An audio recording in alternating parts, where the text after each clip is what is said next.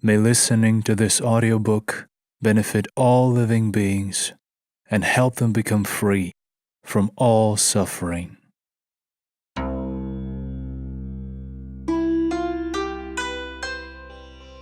Karma, a story of Buddhist ethics, by Paul Carus, narrated by John Darrell.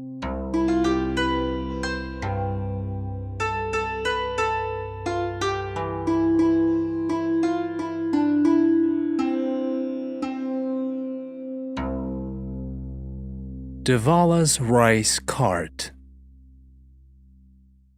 Long, long ago, in the days of early Buddhism, India was in the most prosperous condition. The Aryan inhabitants of the country were highly civilized, and the great cities were centers of industry, commerce, and learning.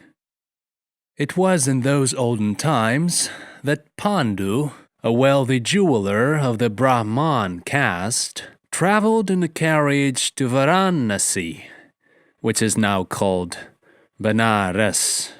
He was bent on some lucrative banking business, and a slave who attended to the horses accompanied him.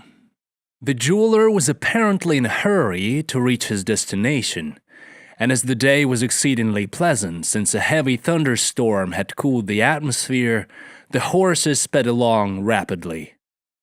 While proceeding on their journey, the travelers overtook a samana, as the Buddhist monks were called, and the jeweler, observing the venerable appearance of the holy man, thought to himself, "This samana looks noble and saintly. Companionship with good men brings luck. Should he also be going to Varanasi, I will invite him to ride with me in my carriage." Having saluted the samana, the jeweler explained whither he was driving and at what inn he intended to stay in Varanasi. Learning that the samana, whose name was Narada, also was traveling to Varanasi, he asked him to accept a seat in his carriage. "I am obliged to you for your kindness," said the samana to the Brahman, "for I am quite worn out by the long journey. As I have no possessions in this world, I cannot repay you in money, but it may happen that I can reward you with some spiritual treasure out of the wealth of the information I have received while following Shakyamuni, the Blessed One, the great Buddha, the teacher of gods and men." They traveled together in the carriage, and Pandu listened with pleasure to the instructive discourse of Narada. After about an hour's journey, they arrived at a place where the road had been rendered almost impassable by a washout caused by the recent rain, and a farmer's cart, heavily laden with rice, prevented further progress. The loss of a linchpin had caused one of the wheels to come off, and Devala, the owner of the cart, was busily engaged in repairing the damage. He too was on his way to Varanasi to sell his rice, and was anxious to reach the city before the dawn of the next morning. If he was delayed a day or two longer, the rice merchants might have left town and bought all the stock they needed.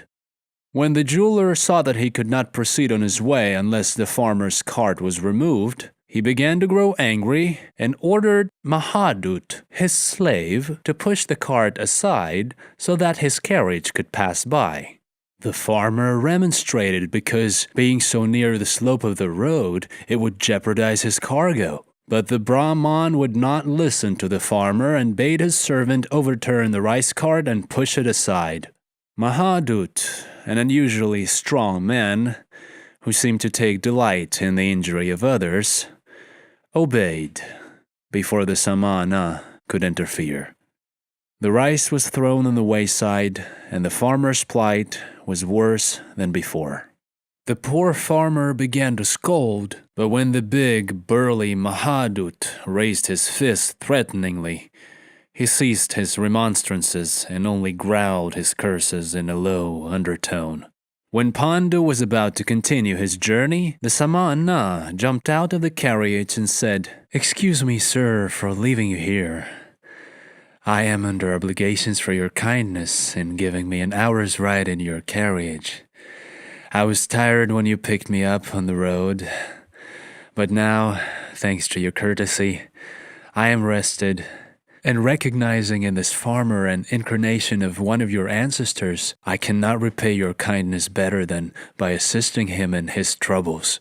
The Brahman jeweler looked at the samana in amazement. "That farmer, you say, is an incarnation of one of my ancestors? That is impossible." "I know," replied the samana, "that you are not aware of the numerous important relations which tie your fate to that of the farmer. But sometimes the smartest men are spiritually blind. So I regret that you harm your own interests, and I shall try to protect you against the wounds which you are about to inflict upon yourself." The wealthy merchant was not accustomed to being reprimanded, and feeling that the words of the samana, although uttered with great kindness, contained a stinging reproach, bade his servant drive on without further delay.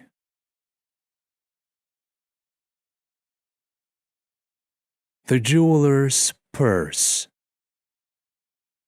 The samana saluted Devala, the farmer, and began to help him repair his cart and load up the rice, part of which had been thrown out. The work proceeded quickly, and Devala thought, "This samana must be a holy man. Invisible devas seem to assist him. I will ask him how he deserved ill treatment at the hands of the proud Brahman." And he said, "Venerable sir, can you tell me why I suffer an injustice from a man to whom I have never done any harm?" And the samana said, "My dear friend, you do not suffer an injustice, but only receive in your present state of existence the same treatment which you visited upon the jeweler in the former life. You reap what you have sown, and your fate is the product of your deeds. Your very existence, such as it is now, is but the karma of your past lives." "What is my karma?" asked the farmer. "A man's karma," replied the samana, "consists of all the deeds, both good and evil, that he has done in his present and in any prior existence.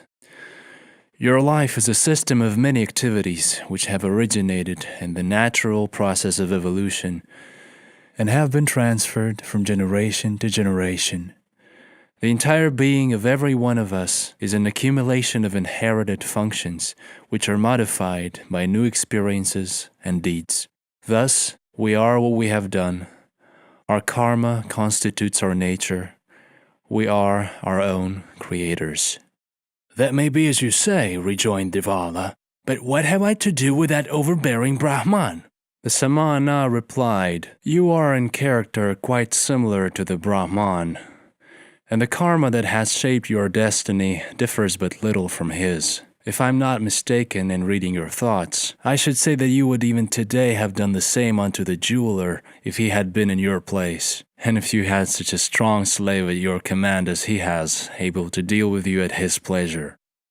The farmer confessed that if he had had the power, he would have felt little compunction in treating another man who had happened to impede his way, as he had been treated by the Brahman. But thinking of the retribution attendant upon unkind deeds, he resolved to be in the future more considerate with his fellow beings. The rice was loaded, and together they pursued their journey to Varanasi, when suddenly the horse jumped aside. "A snake! A snake!" shouted the farmer. But the samana looked closely at the object at which the horse shuddered, jumped out of the cart, and saw that it was a purse full of gold. And the idea struck him, "This money can belong to no one but the wealthy jeweler." Narada took the purse and found that it contained a goodly sum of gold pieces. Then he said to the farmer, "Now is the time for you to teach the proud jeweler a lesson, and it will redound to your well-being both in this and in future lives. No revenge is sweeter than the requital of hatred with deeds of goodwill. I will give you this purse, and when you come to Varanasi, drive up to the inn which I shall point out to you. Ask for Pandu, the Brahman, and deliver to him his gold. He will excuse himself for the rudeness with which he treated you, but tell him that you have forgiven him and wish him success in all his undertakings. For let me tell you, the more successful he is, the better you will prosper. Your fate depends in many respects upon his fate. Should the jeweler demand any explanation, send him to the Vihara, where he will find me ready to assist him with advice, in case he may feel the need of it.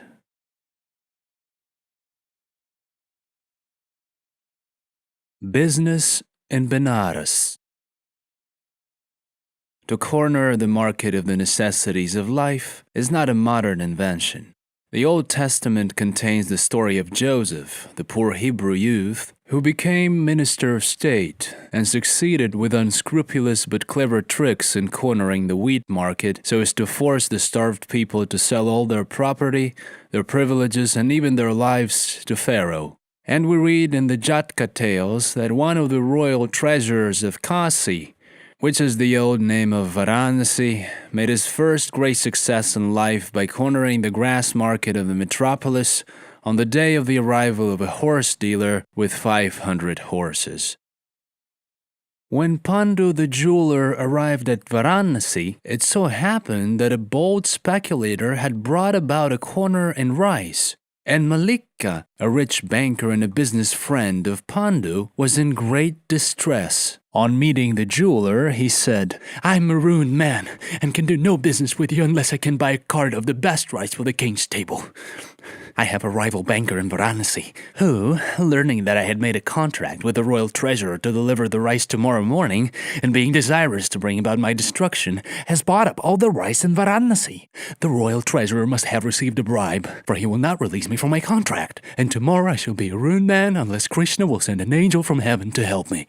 While Malika was still lamenting the poverty to which his rival would reduce him, Pandu missed his purse. Searching his carriage without being able to find it, he suspected his slave Mahadut, and calling the police, accused him of theft and had him bound and cruelly tortured to extort a confession. The slave in his agonies cried, "I am innocent. Let me go, for I cannot stand this pain. I am quite innocent, at least of this crime, and suffer now for other sins. Oh, that I could beg the farmer's pardon, whom for the sake of my master I wronged without any cause. This torture, I believe, is a punishment for my rudeness." While the officer was still applying the lash to the back of the slave, the farmer arrived at the inn and, to the great astonishment of all concerned, delivered the purse. The slave was at once released from the hands of his torturer, but being dissatisfied with his master, he secretly left and joined a band of robbers in the mountains, who made him their chief on account of his great strength and courage. When Malika heard that the farmer had the best rice to sell, fit for delivery to the royal table, he at once bought the whole cartload for treble the price that the farmer had ever received. Pandu, however, glad at heart to have his money restored, rewarded the honest finder and hastened at once to the Vihara to receive further explanation from Narada, the Samana. Narada said, "I might give you an explanation, but knowing that you are unable to understand a spiritual truth, I prefer to remain silent. Yet I shall give you some advice. Treat every man whom you meet as your own self. Serve him as you would demand to be served yourself. For our karma travels. It walks apace, though, and the journey is often long. But be it good or evil, finally it will come home to us. Therefore it is said, slowly but surely deeds home to the doer creep. Of kindness sow thy seeds, and bliss as harvest reap." "Give me, O Samana, the explanation," said the jeweler, "and I shall thereby be able to follow your advice." The Samana said, "Listen then. I will give you the key to the misery. If you do not understand it, have faith in what I say. Self is an illusion, and he whose mind is bent upon following self follows a will-o'-the-wisp which leads him into the quagmire of sin. The illusion of self is like dust in your eye that blinds your sight and prevents you from recognizing the close relations that obtain between yourself and your fellows, which are even closer than the relations that obtain among the various organs of your body. You must learn to trace the identity of yourself in the souls of other beings. Ignorance is the source of sin. There are few who know the truth. Let this motto be your talisman. Who injureth others, himself hurteth sore. Who others assisteth, himself helpeth more. Let the illusion of self from your mind disappear, and you'll find the way sure. The path will be clear. To him whose vision is dimmed by the dust of the world, the spiritual life appears to be cut up into innumerable selves. Thus he will be puzzled in many ways concerning the nature of rebirth, and will be incapable of understanding the import of an all-comprehensive loving kindness toward all living beings. The jeweler replied, "Your words, O venerable sir, have a deep significance, and I shall bear them in mind. I extended a small kindness which caused me no expense whatever to a poor samana on my way to Varanasi, and look how propitious has been the result. I am deeply in your debt, for without you I should not only have lost my purse, but would have been prevented from doing business in Varanasi, which greatly increases my wealth, while if it had been left undone, it might have reduced me to a state of wretched poverty. In addition, your thoughtfulness in the arrival of the farmer's rice cart preserved the prosperity of my friend Malika the banker. If all men saw the truth of your maxims, how much better the world would be. Evils would be lessened, and public welfare enhanced." The samana replied, "Among all the religions, there is none like that of the Buddha. It is glorious in the beginning, glorious in the middle, and glorious in the end. It is glorious in the letter and glorious in the spirit. It is the religion of loving kindness that rids man of the narrowness of egotism and elevates him above his petty self to the bliss of enlightenment, which manifests itself in righteousness." Pandu nodded assent and said, "As I am anxious to let the truth of the Buddha be understood, I shall found a vihara at my native place, Kaushambi, and invite you to visit me so that I may dedicate the place to the brotherhood of Buddha's disciples."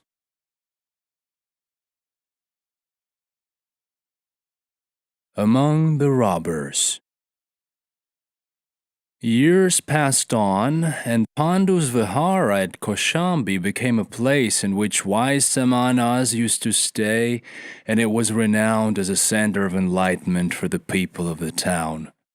At that time, the king of a neighboring country had heard of the beauty of Pandu's jewelry, and he sent his treasurer to order a royal diadem to be wrought in pure gold and set with the most precious stones of India.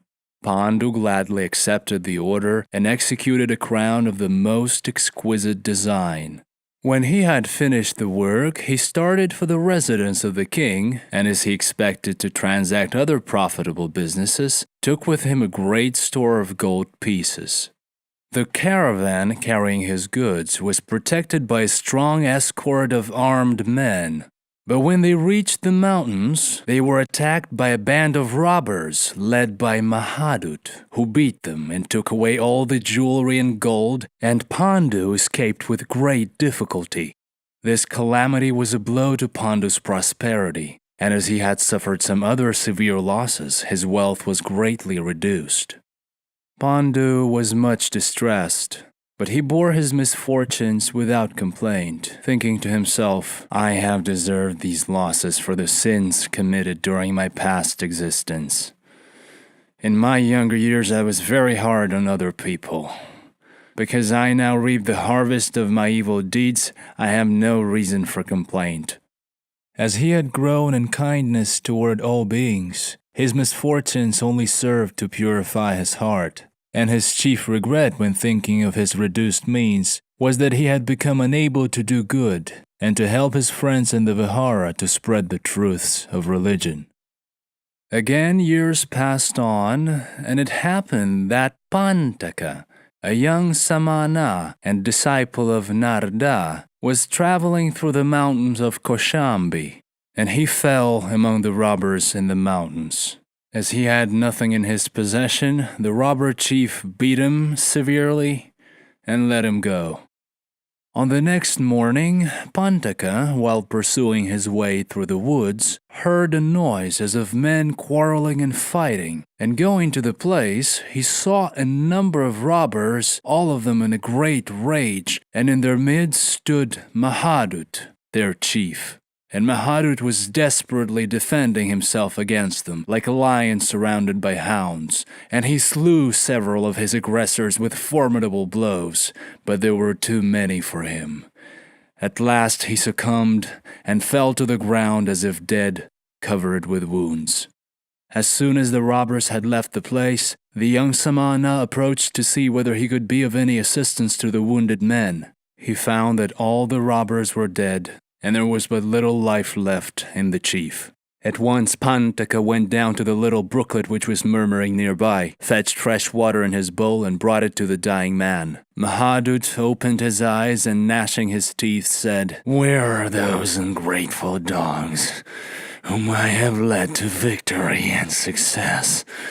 Without me as their chief, they will soon perish like jackals hunted down by skillful hunters." "Do not think of your comrades, the companions of your sinful life," said Pantaka, "but think of your own fate, and accept in the last moment the chance of salvation that is offered to you. Here is water to drink, and let me dress your wounds. Perhaps I may save your life." "Alas, alas," replied Mahadut. "Are you not the man whom I beat but yesterday? And now you come to my assistance to assuage my pain. You bring me fresh water to quench my thirst and try to save my life. It is useless, honorable sir. I am a doomed man. The churls have wounded me unto death. The ungrateful cowards. They have dealt me the blow which I taught them." "You reap what you have sown," continued the samana. "Had you taught your comrades acts of kindness, you would have received from them acts of kindness. But having taught them the lesson of slaughter, it is but your own deed that you are slain by their hands." "True, very true," said the robber chief. "My fate is well deserved. But how sad is my lot that I must reap the full harvest of all my evil deeds in future existences. Advise me, O holy sir, what I can do to lighten the sins of my life which oppress me like a great rock placed upon my breast, taking away the breath from my lungs." Said Pantaka, "Root out your sinful desires, destroy all evil passions, and fill your heart with kindness toward all your fellow beings."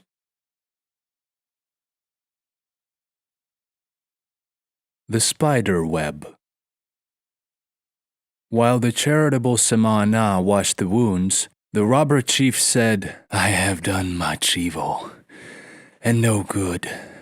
How can I extricate myself from the net of sorrow which I have woven out of the evil desires of my own heart? My karma will lead me to hell, and I shall never be able to walk in the path of salvation." Said the samana, "Indeed, your karma will in its future incarnations reap the seeds of evil that you have sown. There is no escape from the consequences of our actions, but there is no cause for despair. The man who's converted and has rooted out the illusion of self, with all its lusts and sinful desires, will be a source of blessing to himself and others. As an illustration, I will tell you the story of the great robber Kandata, who died without repentance, and was reborn as a demon in hell, where he suffered for his evil deeds the most terrible agonies and pains. He had been in hell several kalpas, and was unable to rise out of his wretched condition, When Buddha appeared upon earth and attained to the blessed state of enlightenment, at that memorable moment, a ray of light fell down into hell, quickening all the demons with life and hope. And the robber Khandata cried aloud, "O blessed Buddha, have mercy upon me. I suffer greatly, and although I have done evil, I am anxious to walk in the noble path of righteousness. But I cannot extricate myself from the net of sorrow. Help me, O Lord, have mercy on me." Now, it is the law of karma that evil deeds lead to destruction, for absolute evil is so bad that it cannot exist. Absolute evil involves impossibility of existence, but good deeds lead to life. Thus, there is a final end to every deed that is done, but there is no end to the development of good deeds. The least act of goodness bears fruit containing new seeds of goodness, and they continue to grow. They nourish the poor suffering creatures in the repeated wanderings in the eternal round of samsara until they reach the final deliverance from all evil in nirvana. When Buddha the Lord heard the prayer of the demons suffering in hell, he said, "Khandata, did you ever perform an act of kindness? It will now return to you and help you to rise again. But you cannot be rescued unless the intense sufferings which you endure as consequences of your evil deeds have dispelled all conceit of selfhood and have purified your soul of vanity, lust, and envy."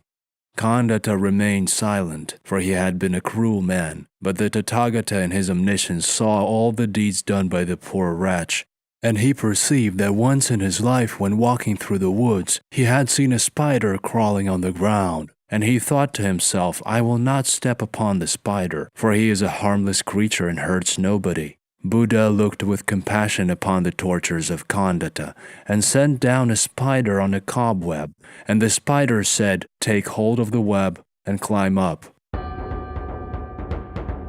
Having attached the web at the bottom of hell, the spider withdrew. Khandata eagerly seized the thin thread and made great efforts to climb up, and he succeeded. The web was so strong that it held, and he ascended higher and higher. Suddenly he felt the thread trembling and shaking, for behind him some of his fellow sufferers were beginning to climb up.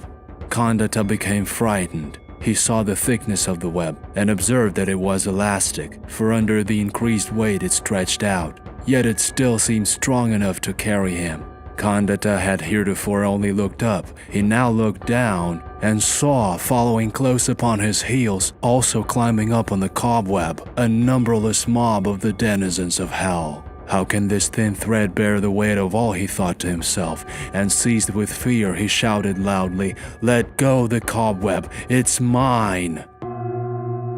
At once the cobweb broke, and Khandata fell back into hell.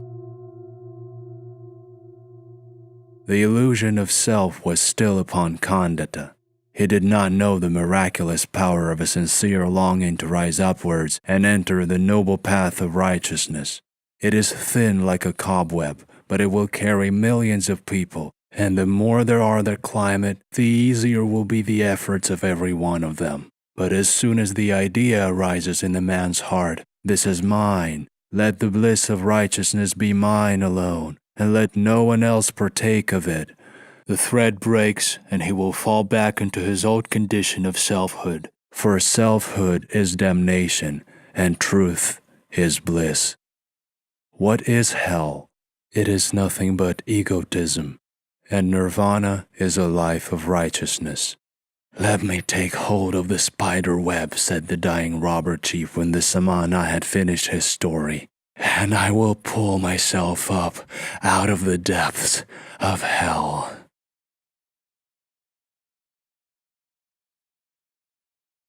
The conversion of the robber chief. Mahadut lay quiet for a while to collect his thoughts, and then he addressed the samana not without effort. "Listen, honorable sir, I will make a confession. I was the servant of Pandu, the jeweler of Kaushambi, but when he unjustly had me tortured, I ran away and became a chief of robbers. Some time ago, when I heard from my spies that Pandu was passing through the mountains, I succeeded in robbing him of a great part of his wealth. Will you go to him and tell him that I have forgiven from the bottom of my heart the injury which he unjustly inflicted upon me, and ask him too to pardon me for having robbed him? While I stayed with him, his heart was as hard as flint, and I learned to imitate the selfishness of his character. I have heard that he has become benevolent, and is now pointed out as an example of goodness and justice. He has laid up treasures of which no robber can ever deprive him. Well, I fear that my karma will continue to linger in the course of evil deeds. But I do not wish to remain in his debt so long as it is still in my power to pay him. My heart has undergone a complete change. My evil passions are subdued, and the few moments of life left me shall be spent in the endeavor to continue after death in the good karma of righteous aspirations. Therefore inform Pandu that I have kept the gold crown which he wrought for the king, and all his treasures, and have hidden them in the cave nearby. There were only 2 of the robbers under my command who knew of it, and both are now dead. Let Pandu take a number of armed men, and come to the place and take back the property of which I have deprived him. One act of justice will atone for some of my sins. It will help to cleanse my soul of its impurities, and give me a start in the right direction on my search for salvation." Then Mahadut described the location of the cave, and fell back exhausted. For a while he lay with closed eyes as though sleeping. The pain of his wounds had ceased, and he began to breathe quietly. But his life was slowly ebbing away, and now he seemed to awake as from a pleasant dream. "Venerable sir," said he, "what a blessing for me that the Buddha came upon earth and taught you and caused our paths to meet and made you comfort me. While I lay dozing, I beheld as in a vision the scene of the Tathagata's final entering into nirvana. In former years I saw a picture of it which made a deep impression on my mind, and the recollection of it is a solace to me in my dying hour." "Indeed it is a blessing," replied the Samana, "that the Buddha appeared upon earth. He dispelled the darkness begotten by ill will and error, and attained supreme enlightenment. He lived among us as one of us, being subject to the ills of life, pain, disease, and death, not unlike any mortal. Yet he extinguished in himself all selfishness, all lust, all greed for wealth and love of pleasure, all ambition for fame or power, all hankering after things of the world and clinging to anything transitory and elusive. He was bent only on the one aim, to reach the immortal and to actualize in his being that which cannot die. Through the good karma of former existences and his own life, he reached at last the blessed state of nirvana. And when the end came, he passed away in that final passing away which leaves nothing behind, but extinguishes all that is transitory and mortal. Oh, that all men could give up clinging, and thereby rid themselves of passion, envy, and hatred." Mahadut imbibed the words of the Samana with the eagerness of a thirsty man who is refreshed by a drink of water that is pure and cool and sweet. He wanted to speak, but he could scarcely rally strength enough to open his mouth and move his lips. He beckoned assent and showed his anxiety to embrace the doctrine of the Tathagata. Pantaka wetted the dying man's lips and soothed his pain, and when the robber chief, unable to speak, silently folded his hands, he spoke for him and gave utterance to such vows as the latter was ready to make. The Samana's words were like music to the ears of Mahadut. Filled with the joy that originates with good resolutions and entranced by the prospect of an advance in the search for a higher and better life, his eyes began to stare and all pain ceased. So the robber chief died, converted in the arms of the Samana.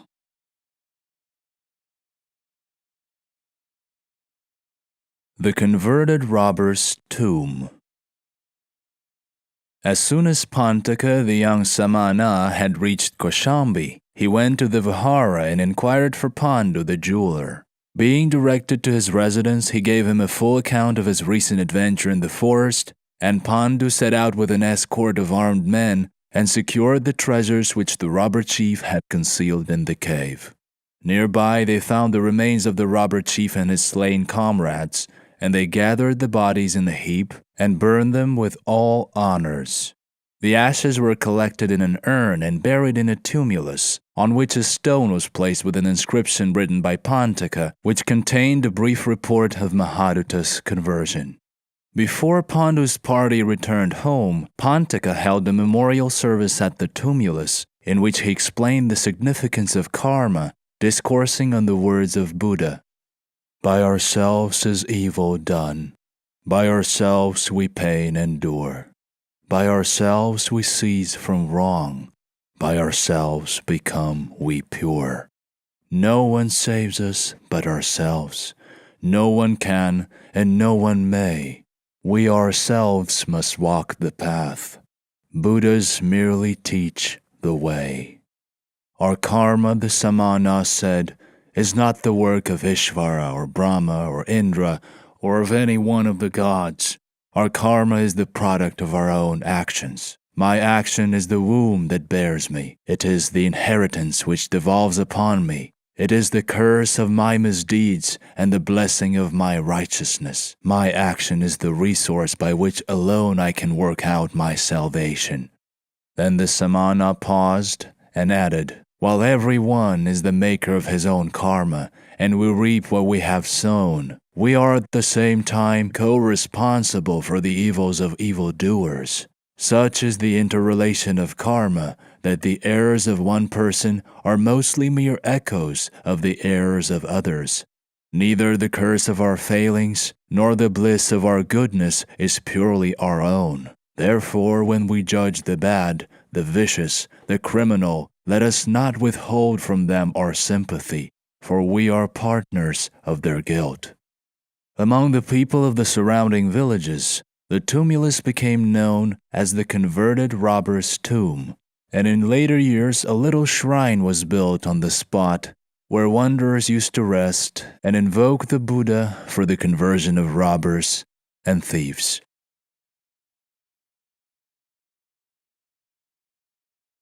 The bequest of a good karma. Pandu carried all his treasures back to Kaushambi, and using with discretion the wealth thus unexpectedly regained, he became richer and more powerful than he had ever been before, and when he was dying at an advanced age, he had all his sons and daughters and grandchildren gathered round him and said unto them, "My dear children, do not blame others for your lack of success. Seek the cause of your ills in yourselves.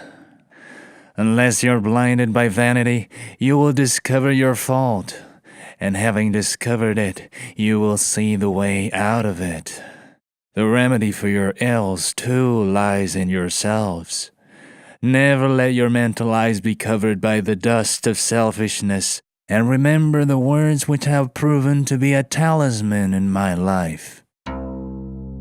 Who injureth others, himself hurteth sore. Who others assisteth, himself helpeth more. Let the illusion of self from your mind disappear, and you'll find the way sure. The path will be clear. If you heed my words and obey these injunctions, you will, when you come to die, continue to live in the good karma that you have stored up, and your souls will be immortalized according to your deeds." The end.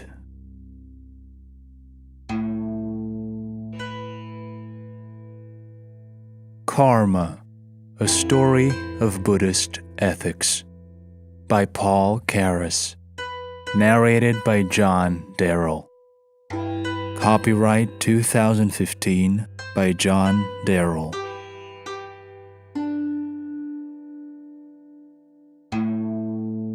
Through the merit of listening to this audiobook, may all living beings attain complete enlightenment.